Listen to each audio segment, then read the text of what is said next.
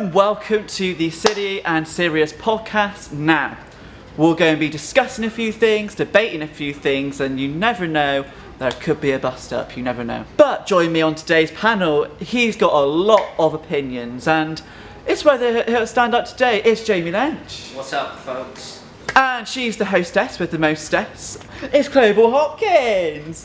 Hello, hello. Now, before we actually get started, Jamie and I have tested for COVID and we both came out negative. So we were both here, we're both sat socially distanced away from each other. And Chloe is on the call from home. So everyone, sit down, relax, grab a cuppa, and let's get on with today's show. Because coming up, Chloe is in the hot seat today. So we'll be asking her a little bit more about her life as we get to know the panel. And anchoring today is me, Josh Hillier. But with our first topic, in America, well, some states in America, it's 21. In France, it's 15, and here in the UK, it's 16. That's right, we're on about the age of consent and whether it should be raised or lowered, dependent on either where we are or whether we should be more aligned. Chloe, what do you feel? Do you reckon we should raise it, lower it? It's just such an odd one, isn't it? When you think about the ages, whether it's of consent, whether it's the age you can drink, you can drive, it's just so different in every country. And I think that comes down to the culture and the way you're raised in some countries. I do think it would be easier if it was more universal, because then if you're going on holiday and you happen to hook up with someone, you just know it's the same age wherever you are. But I do think it comes down to culture, and many cultures it's a much younger age, and I'm not sure I personally agree with that, but that falls in their religion and culture, so it's up to them, really. Well, because I was looking at it, because in 1885, when the Offence Against a Person Act was raised to it actually raised it to 13 in 1875. So if you think about it, 13 now seems like quite a young age. 13 is ridiculous. I don't think you still don't really know who you are at that point, let alone who and how you'd want to sleep with somebody, let alone whether you should be saying you want to. Well, I remember. So 16 is an interesting age, really, that they raised it to from that point. Yeah, but things like I remember in school. I'm not sure about you, Jamie, but like holding hands with someone was like the biggest thing on earth. Like I don't know. It was, yeah. So, do you still think that 16 is a good age? Do you reckon it should be raised or lowered? That's the problem, isn't it? It depends on the situation. It's so out there. It's so debated. It's in some people's views, it's seen as disgusting until you're married, and for some people, it's disgusting if you get married for it. It's for some people, if you're if you're above a certain age, you're considered an outcast because you haven't been with someone. Yeah. So, I mean, in this country, it's 16, but that's for 16 to 17-year-olds, and then it's 18 for anyone at that age and above. Yeah. So, Chloe, you're not looking like you're agreeing with that as such. Well, I'm just listening. I just find it an interesting conversation, and I think actually, like, thinking about it, for me, it's more about the education around the conversation about sex as opposed to the age of it. I think a lot of the conversations we see nowadays are geared towards the wrong elements of what sex is about, really. Yeah, because I've then read on, 10 years later, the Criminal Law Amendment Act of 1885 raised the age to 16. But in 1917, the age of consent was going to be raised to 17, but it was actually defeated by one vote. There must be, obviously, some people must agree that 16 is a good age, because if you think about it, like 18 is when you can start to drink and to smoke. Obviously, we don't recommend it, but you get to drink and you get to smoke. Yeah. So it's not. It's more like a milestone, but then learning how to drive, should that have an age where you can learn? Because obviously 17-year-olds can learn how to drive until whenever they pass. So surely if you lower it a bit, surely you might get a little bit more, like it's another milestone. Because you're 13 is you start your teens, so maybe having it down to 15, because that's when it's a lot more openly talked about, really. Like I know in lots of groups, I know like we're all friends, and we talk quite openly about like the topic of sex in general, and I know I do with some of my other friends. Obviously not to like gruesome details, but it's still an open discussed topic. So I'm sort of betting two hearts. But with this on Wikipedia, I was just having a look at some of them, and actually Wikipedia narrowed it down to 3 sort of categories. So you got limited by age, limited by relationship, and unlimited. So basically, limited by age is when a younger partner is deemed to be able to consent to having sex with an older as long as their age difference does not exceed a specific amount. That is now open to interpretation, I feel. I don't know how anyone else feels about that, but I feel like... That is definitely open to interpretation. And I'm assuming that's still over the age of 16, right? Because there's a grey area there. If you're 16 and they're 19, is that... There's moral compass involved here as well, isn't there? Yeah. I think especially with consent, it's such a big argument because everyone has a different morality count and different opinion on it. If your morality is something different to the person next to you, you're going to have, either way, you're going to have a different feel on it. And especially when it comes to age gaps, depending on the moral of the culture around you and the moral of the country, it's going to vary. Like in some countries, age gaps are considered normal. Yeah. Whereas in other countries, it's considered completely unlawful and outright illegal. Well, then I was sort of looking, like, reading down again, and it said, like, limited by relationships is a younger partner is deemed to be able to consent to having sex with an older as long as the latter is not in a position of trust or authority or is not recognised to be abusing the inexperience of the younger one.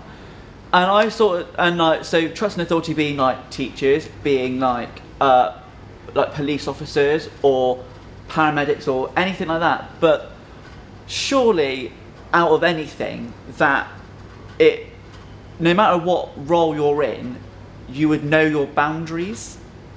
Surely. Well, you'd like to think so, but then how often are we hearing situations now of what stem from Me Too?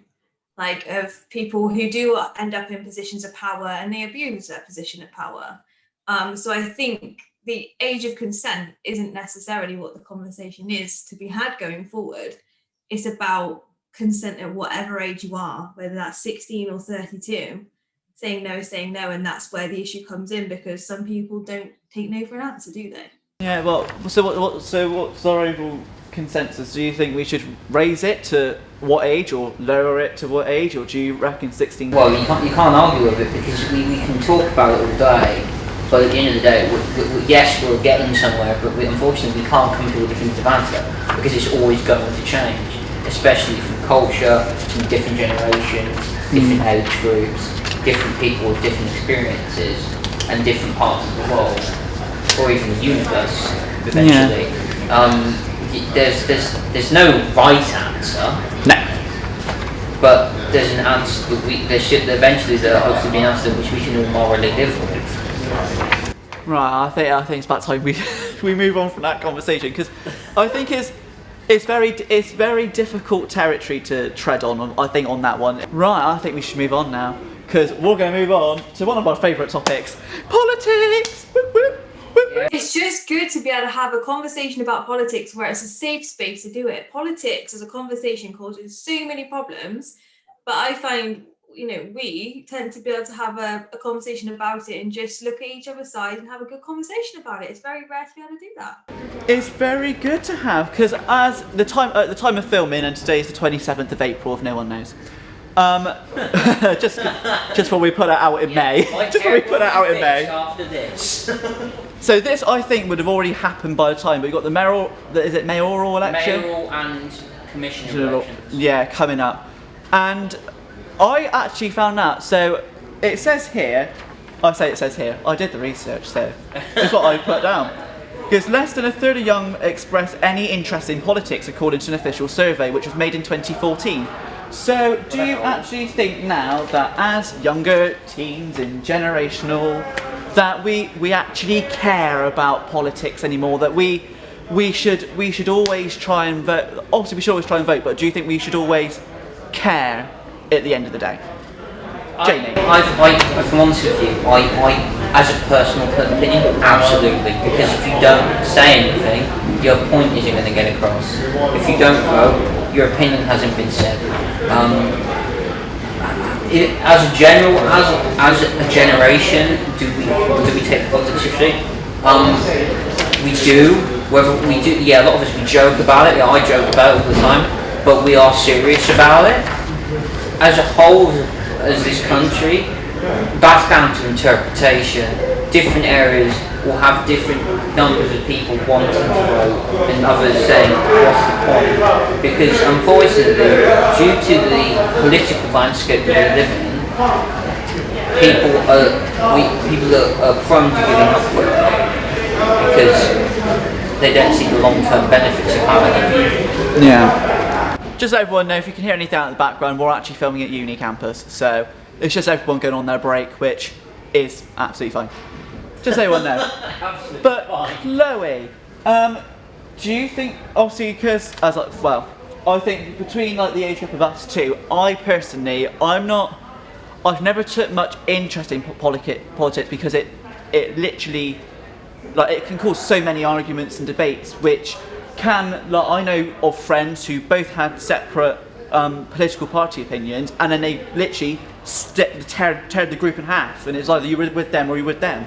And because I was like, well, I don't really know who I'm going for. I didn't really read much into it because I didn't really know. So, do you reckon that's sort of a point, or? It's an interesting one, isn't it? Because at this point in the world we're living in, access to information to understand politics is the best it's ever been. Like, there is so much information available to you online via reliable sources that you can go and find what you want to research it. But I think the issue is people don't know where to start because there is so much information. People don't know where to go to get the reliable information to make their own minds up.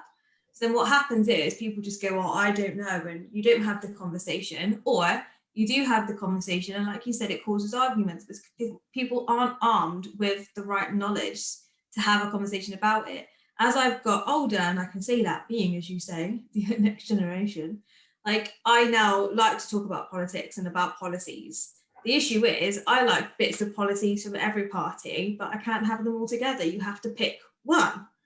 And I think that's where the problem comes in, because then once you vote, like you say, it's like a Romeo and Juliet. You've picked your sides. Depending on where you are in the country, some votes just don't count. Where I live, it's a very conservative place. If you vote for any other party, people think it's a wasted vote. But it's just a conversation that I think actually people should have more of. They just need to do it in a more measured and respectful way, as opposed to judging someone for who they vote for. I mean, yeah. I would agree, because I've had this conversation time and time again with people, specifically my parents usually, about, I know, it's depressing, I have. My parents. Debates politics. Where that sounds like a good dinner table to me. Well, it's usually sofa, but hey. Where we talk about how the system does require some decent reforming in this country. I mean, yeah, at the moment, at least you can vote, that's true, but there's still a lot of issues still. There's no easy fix, which, let's be fair, politicians always look for the last minute quick fix. That's their job, because if they do anything else, they're going to look bad, and they don't like to do that, do they? No, but I was sort of reading, so like in recent years, so 2019 election, the official statistics come through saying that the upcoming United General Election, 41% of people over the age of 65 advised that they were intending to vote for the Conservative Party, compared to just 70% of those between the 18 and 34. But in contrast, Labour Party had more potential voters in the younger age bracket, with over 2/3 of 35 to 44-year-olds backing them. So it does show that it's more of your age, I think, that it comes down to. And I like with Labour and what they stand for, and they want everyone sort of like to have free right to education. So whether that being to uni or whether that being for not paying any extra cost for it. But I just personally, I think that politics is a very, very dodgy area. Yes, especially when it comes to discussion. It's too. I don't think, like, all of us, I would think, would have different political opinions. Yeah. Probably. I have a feeling. But yeah. And to be fair, I've joined the 21% of 18 to 34-year-olds who, in the last general election, said that they don't know. But then, I don't ever know. I can tell you now, I voted in a couple of elections now, and each time I go, I still don't really know. Because I did the online thing based on, there's a test you can do based on the policies, and I am, no joke, 33% Labour, 33% Conservative, 33% Lib Dem. So it's because based on the policies, I'd like to be able to take a little bit from all of them. But you don't. In this country, you pick one. You can't have a bit of them all. You can't vote on issues. I think that's the issue as well. We can't vote on specific issues. When we vote in politicians, we therefore apparently vote for the policies they're going to bring in. When the fact is, when you think about it, in actual elections, you're voting in a prime minister. You're not voting in policy per se, are you? Well, things like with that, so 21% of 18 to 34-year-olds said that they didn't know. But then if you're looking up 65 plus, that was 19% of them said that they didn't know. And then the ages between 45 and 64, again, both of the age brackets were 17%. So it's still quite a high percentage of people who don't actually know. Like, still looking at this now, it's not like there's all like 2% in it between any age gap. So I'm not sure why there's so much of a debate. I think the main reason there's such a debate is because of the population side. There's population difference in age groups in this country. We do arguably have one of the highest elderly populations in the world. So, yeah, that's true. Go on, Chloe. And very ethnic diverse as well. This country has got so many cultures, so many people of different ethnic backgrounds. We I'm proud of the fact that England as a country is diverse, but it does mean you are going to have people who lean very different ways, and that's how this country works. I think it'll be very interesting to see what happens next time round when it comes to general elections, with everything that's happened with the pandemic and how things have been handled or haven't been handled. I think it's going to be very interesting. The new up and coming generations all starting to getting into voting, because I think now, especially with global warming, especially with Extinction Rebellion and all the other protests that have gone on, that's going to make a huge difference, because it was mainly younger people who went to most of the peaceful protests. And I think if they don't look at those and then put their policies around that, I don't think many people will vote. Because do you think that people should be taking more interest in politics, or do you think politics, like I compare it to our monarchy, do you think it's going to phase out slowly? I think people should be paying attention to it. Like, this is how this country works. We have a government who we vote in. So it is up to us as the people, as the population, to make that vote. I think the interesting thing now is back in the good old days, people chose a party and they stuck to a party. Whereas now people don't know, and like we've just heard there from Jamie and from me, we haven't voted the same party every time. We go with what's right at the time, and I think that's what's going to be interesting as we go forward, to see what change that makes to how politics works in this country. Right, so we are now going to put Chloe into the hot seat and find out a bit more about Chloe's life. So, are you ready, Chloe? As I'll ever be. So, Anticipation. it's supposed to be 2 minutes. I'll edit it down to 2 minutes, it's fine. Ready? 3, 2, 1, go. Favourite TV show? Once Upon a Time. Oh, nice. Biggest achievement? World record. Oh, your most memorable moment? Winning the national, when I was a child, when I was 12, I won the national tennis championships. That one really sticks in my mind. It was a moment. Oh, favourite holiday? Disneyland Paris. Good childhood memory? There's too many. Being on Lyme Regis Beach with my family. So Lyme Regis Beach in Dorset is where I go with my family. Eating fish and chips there is, definitely. Single life or a relationship? Pardon? Single life or a relationship? Relationship all the way. I like having someone in your corner. Or what's your favourite date? Don't think I've had it yet. Thank you very much, Chloe, for that lovely insight into your life. Hopefully you can join us again next time when we'll be putting more hot topics to our panel, and we are going to make sure that we don't fall out after the end of this recording. So from all of us here, it's bye-bye for now.